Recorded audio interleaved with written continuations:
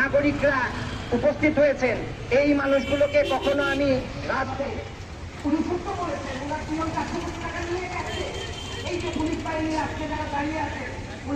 হয় যে আজকে সারাদিন আপনি কাদেরকে পিটিয়েছেন, কাদের সাথে আপনি দুর্ব্যবহার করেছেন। এটা বলে আমি জানি যে আমার কথা হয়তো কারো কাছে পৌঁছাবে না। মানুষের কথা যারা শুনে সিদ্ধান্ত নেবেন তাদেরকে শোনার সুযোগ করে দিতে হবে।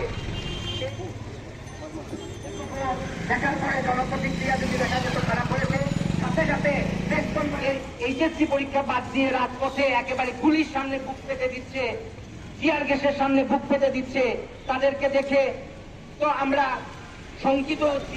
আজকে আমরা সকলে এর জন্য ক্ষতিগ্রস্ত হচ্ছে, কারণ আমাদের সকলের ঘরেই দিন শেষে আমাদের সকলকে ঘরে যেতে হয়, আমাদের সকলের ঘরে সন্তান আছে।